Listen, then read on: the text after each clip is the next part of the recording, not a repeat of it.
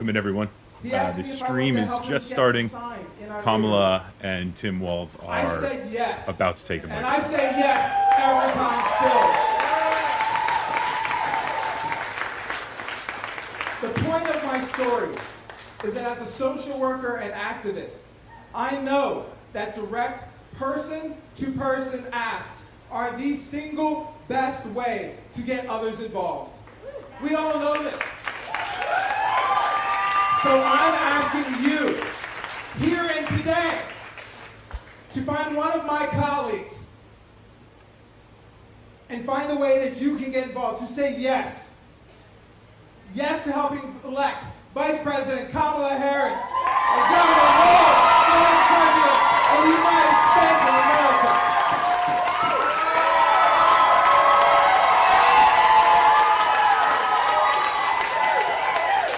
So it is the honor of my lifetime to introduce to you Vice President of the United States, Kamala Harris, Governor Tim Walz, Second Panelist, Doug Emhoff, and Gwen Walz. Now, as much as I was a fan of being asked to come to the front of the class, I want to hand it over to a real teacher who is passionate about teaching. So today I get the incredible pleasure to introduce to you my Western Pennsylvania family, a teacher from Minnesota, Mrs. Gwen Walz. All right, we're going to get to hear from Gwen. Mrs. Walz, your class is ready. All right, here we go. How about that transition? That makes my English teacher heart sing, right? Wasn't that amazing? Good afternoon, Pennsylvania. I just got off the phone and I left some messages, but I talked to some people who were super excited to vote for this ticket right here, the Harris-Walz ticket. So that was great. And they were also super excited to vote for Bob Casey. So yes. And I am so proud to be part of this Harris-Walz team. I just can't even hardly believe it. I cannot think of a better team than Kamala and Tim. Now, Tim only joined this ticket a little more than a week ago. Woo! Woo! It's been quite a week. So I just want to introduce myself. Like many of you, I wear many hats. Or in my case, I say I wear many shoes. I'm a mom, I'm a sister, I'm a friend. I'm a retired military spouse, and right now, I'm the First Lady of Minnesota, which is a great honor. Thank you. But through all of those things, and for most of my life, I've been a teacher. And that's how Tim and I first met. We were both teaching in Nebraska. He was teaching social studies, I was teaching English. Our students were really invested in how cute they thought this story would be, right? We even shared a classroom. It was the old choir room, and they put a divider right down the middle. His classroom was on one, mine wasn't on the other. Only that little thin divider. And I'm just going to tell you this. His class was a little louder than mine. But there was a lot of energy. And so what I noted right away is that we both shared a belief that every student deserves a chance. Every student, right, deserves a shot to succeed. It's a commitment that I know Vice President Harris shares, and I think Mr. Emhoff does too. So it is this vision that I think Tim and Kamala will fight for every single day in the White House.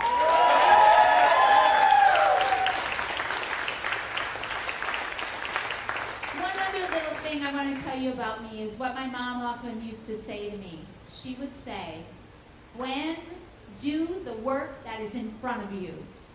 And I used to think that was the dishes, right? Cleaning my room. But what I realized, it was much more profound than that. It was about how I saw the world and what I thought about it, and what my vision for the world might allow me to see and do. So today, There is a lot of work in front of us. My mom would still say that. So I'm asking you to go ring some doorbells and knock on some doors. Let's talk to our neighbors. And let's not stop till this work in front of us is completed and done. It's why we need Kamala and Tim in the White House. And together, we are going to win this thing.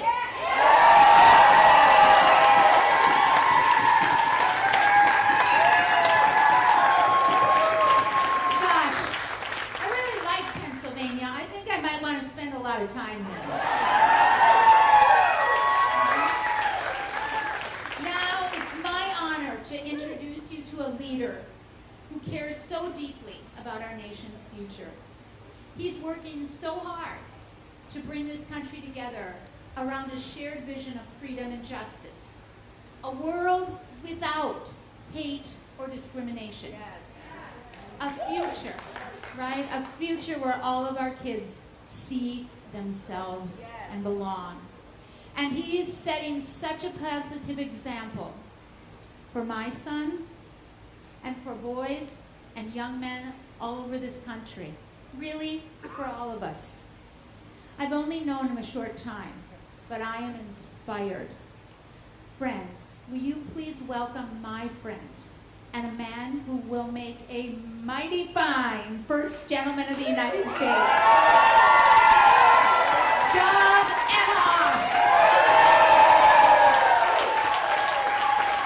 Well, to no surprise, Tim Walz is great, and so is Gwen. Yeah, let's give it up, chat, for Gwen. Hit that like button. It's so good to be back in Pennsylvania. Let's listen to what Doug has to say. All right, so I'm just catching up on everything. Last time I saw the Walzes, we were here, right? And I went away to Paris, and for the Olympics, came back, did a few other events around the country, and we just reconnected. And so what I told them is what I'll tell you. The whole world, the rest of the country, loves Tim and Gwen. Just to feel the excitement, the enthusiasm about this ticket is just incredible. And just getting to know you both just over this past week or so, I can see what the rest of the country sees. Just they're real, they're authentic, and watching the two of them speak with Gwen and her family behind the camera, just watching you, watch him, and watching your kids, watch their dad up there in awe. It was emotional. So it was really great to reconnect today on the bus. We're gonna have today, and we're gonna have an amazing, amazing week in Chicago, right? And Tim is unbelievable. We bonded almost immediately, but I actually met him when I was traveling to Minnesota, second gentleman, doing an economic tour. And I saw the governor there, and we were talking about how great of a governor he is because the economy is so fantastic in Minnesota. And he's going to bring that same kind of passion when he is the Vice President of the United States. And again, we really bonded. You saw me get up on that stage, and we just hugged it out. A few of my friends texted me, it's like, what's the deal? Like, I've known you for 20 or 30 years. You've never hugged me like that. Well, you've never been a vice presidential candidate before on stage. But we reconnected here, and it was my honor to see Tim see his first full-figure cutout, which is in the campaign office. And I said, dude, you made it. You got a cutout. So without further ado, I want to introduce you to the next Vice President of the United States, Tim Walz.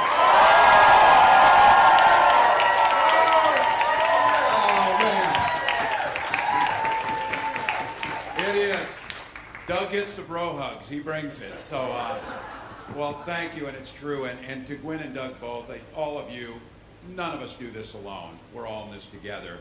I think this is a room that knows this campaign will be won in rooms just like this all across the country. It'll be run with people sitting on the phone banks in there, dialing numbers, and people picking up the phone on a Sunday and having somebody say, do you have a minute to talk about the future of our country? That's a pretty big step, to pick up that phone and talk. But listen to these folks in here, people are doing it. They're doing it. And the thing I can tell you, what Kamala Harris has brought to this, for so many things, from experience as a prosecutor, to an attorney general, to a United States senator, to a vice president, to the next president of the United States.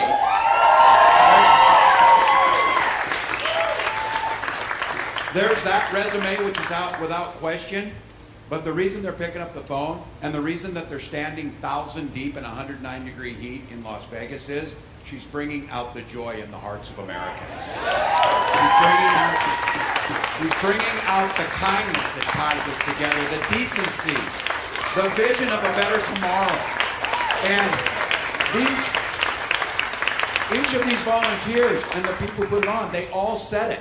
They said it is so much better to be for something rather than against something. To be for the future, not going back. That's what people know.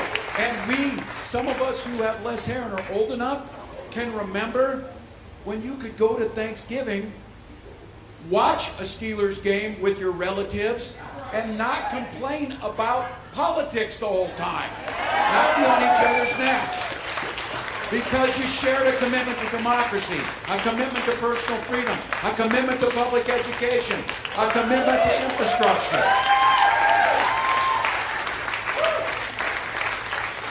We don't call each other names. We don't do it. And we don't use the least fortunate amongst us as punchlines for our jokes because they're our neighbors. They're our neighbors. And so, you're getting an opportunity to see the best side of America. And for the young people here, they maybe haven't seen a campaign like this because of COVID, because of the things that's happening. This is a chance to bring out that joy, turn the page, and look to the future. This idea of going forward. So, Doug is right. He told you, my kids were backstage in awe. He didn't tell you they were probably in awe because they could not believe that I got through that thing and through that speech, that was amazing to them. But I'll tell you what, they have felt part of this family because they can feel the decency radiating off these people. They can see the commitment. They know that children matter. They know that family matters. They know that individuals matter. And this leader knows that it's not any of government's business to be in your health care decisions. Those are your decisions. And this is a leader who celebrates love in all forms that it comes by. That we love each other. And for the young people, you hear somebody talking about this, we have the right to send our children to school to be free from being shot dead in their classrooms. That's what it is. And this as a nation can ensure clean water, clean air, and a bright future for our children. So I have to tell you, we got 79 days. And you'll hear me say this. Doug's going to correct me on this. I say, that's easy. We can sleep when we're dead. Doug said we can sleep on November 6th after this election is over. So you may be right. But look, coming into football country and being an old football coach, there's an old saying, you don't hope you're going to win. You prepare to win. And you give it the best you've got. And you know when that game's over, you want to know you left it all on the field. And that's all we're asking. Let's leave it all in the field. Let's get this thing done.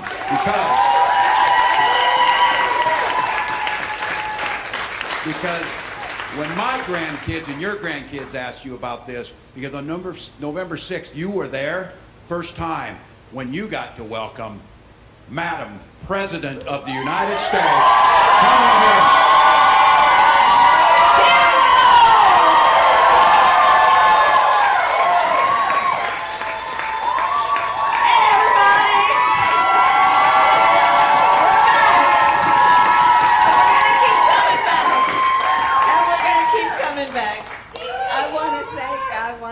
Everybody, I want to start with Tim Walz. Isn't he fantastic? I like to call him Coach Walz. And you know, he's done so much for our country, and he's going to make an extraordinary Vice President of the United States. Gwen, I mean, girl, you just killed it, I'm telling you. I mean, you know, there's something, I don't know, my first grade teacher, Mrs. Frances Wilson, attended my law school graduation. I just love teachers. I think anyone who decides to become a teacher, it's one of the greatest gifts that one has that they give. And I thank you, Gwen, for doing all that you have done. Thank you. And my husband is Doug. You are doing so much, and you've been traveling all over our country, and I want to thank you. And you are going to yet again make history as the first gentleman of the United States.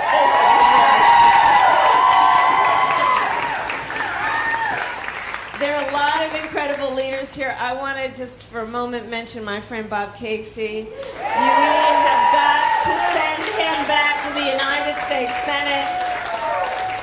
For the time that I was in the United States Senate and worked with Bob, I'm going to tell you something. You know, we would have these meetings where all of the Democratic senators would get together for lunch.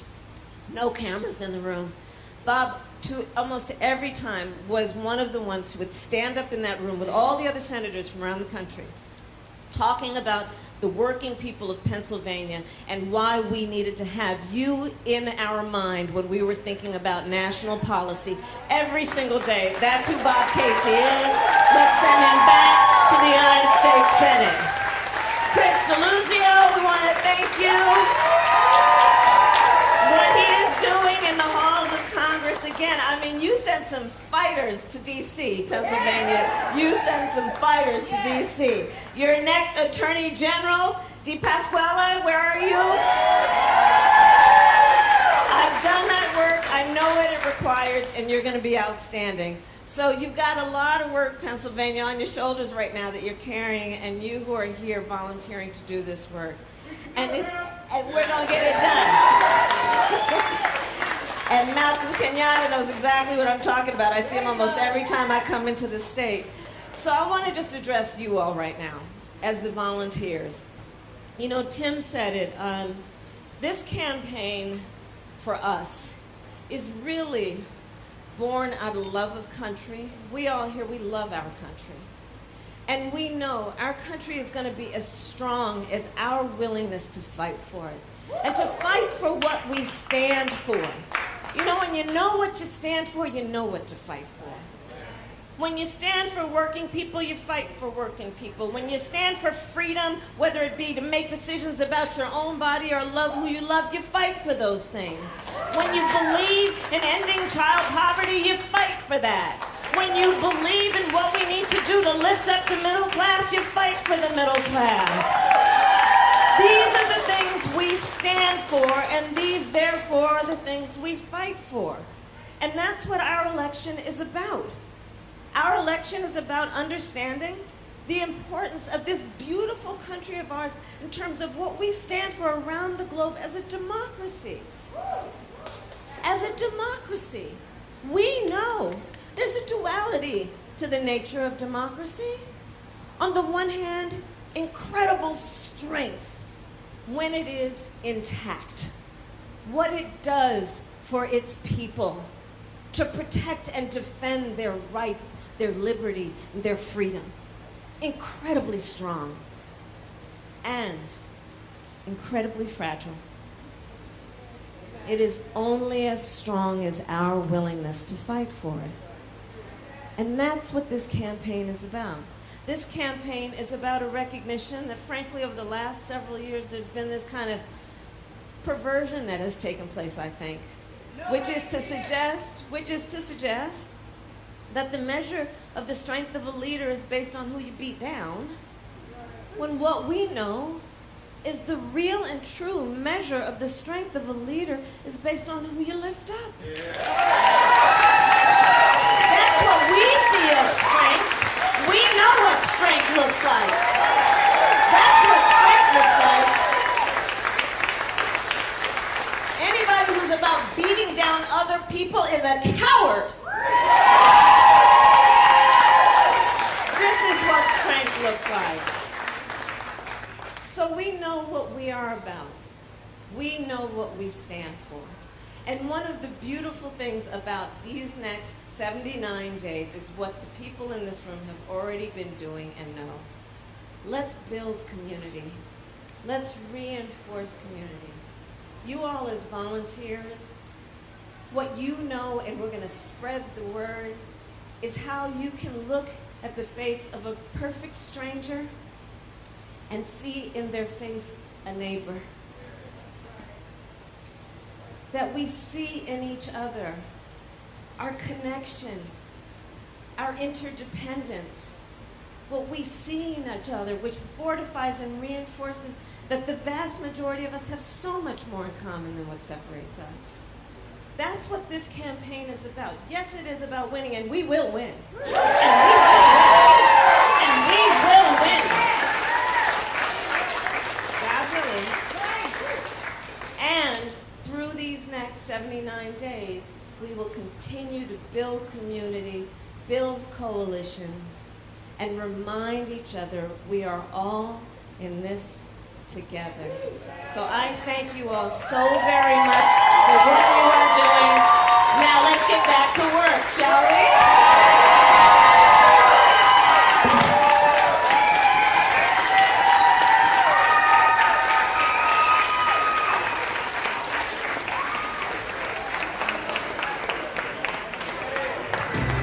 All right. Beyonce's Freedom is playing, so you know what that means. I got to mute the stream. That was awesome. We got to hear from Gwen Walz. We got to hear from Doug. We haven't heard from them before in a campaign rally type situation. Gotta say, you know, I saw, Anita, your comments about them being out from behind the podium. I mean, if you guys can't tell me, and this is a very small group of people who they're talking to, there's no teleprompters. I don't know if you were watching when Kamala picked up Gwen or Tim's notes that had fallen from the podium. This was completely just kind of, they were just going off the cuff. And when you have not only Tim Walz and Kamala going off the cuff like this, but their spouses. I mean, who else would we want to cheer on the United States in the Olympics in 2028, or to respond to disasters and to help fellow Americans in their darkest times of grief when they're recovering from tragedy? I mean, these four people are as good of humans that you can get. And watching them together, watching them talk like this, was just really inspirational. And I just thought it was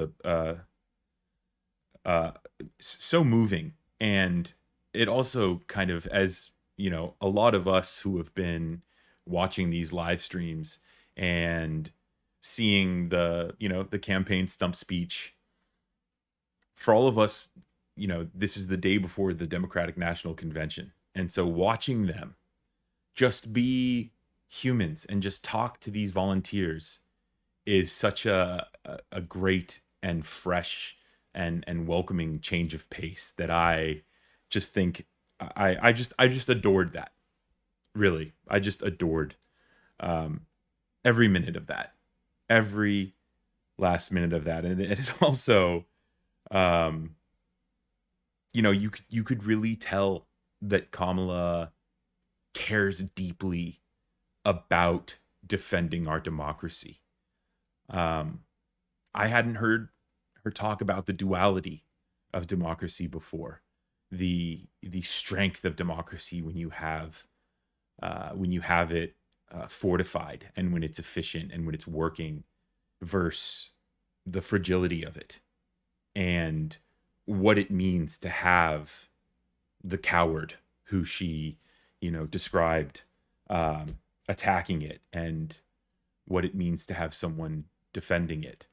You could feel it, that Kamala was meant for this, is meant for this, and that she will be a true warrior for us and for defending democracy.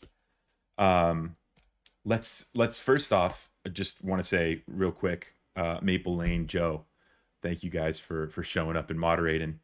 Good to see Old Soul in here. Old Soul is one of the newest members. If you'd like to become a member for Reflect News, you can do that by going to youtube.com/reflectnews/join. That helps me to give me some stability in making this content, because YouTube has its ups and downs. I was talking to a friend who described it as feast or famine here on YouTube. So members really give the channel a lot of stability. If you guys want to, let me know where you guys are watching from. Most of these streams are international. That is someone who's trying to come fix my refrigerator, who I can't really get to now. I don't know if you guys could hear the doorbell in the background.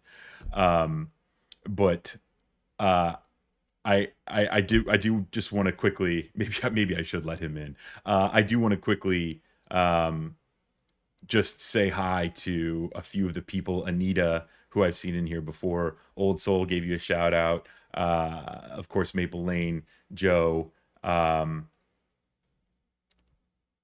Yeah, I hope you guys enjoyed this stream as much as I did. And we've got almost, I think there were like 800 people in here.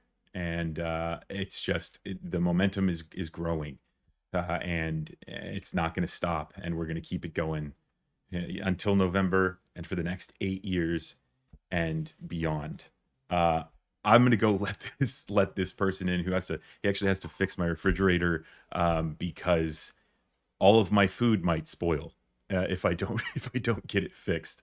But yeah, we've got people from all over, from Miami, from Denmark, Central PA, Miami, Florida, Ohio, Knoxville, Tennessee, Birmingham, Alabama, Northeast Ohio, Carson, California, a couple people, Montana in the house. Thank you guys. Thank you for watching. Thank you for tuning in. We're going to be covering, we're going to be watching the Democratic National Convention together, starting off tomorrow. So be sure to subscribe to the channel if you haven't already, and turn on those notifications so that you get the live streams delivered straight to you. And thanks again for watching. My name is Brendan with Reflect, and I will catch you in the next live stream.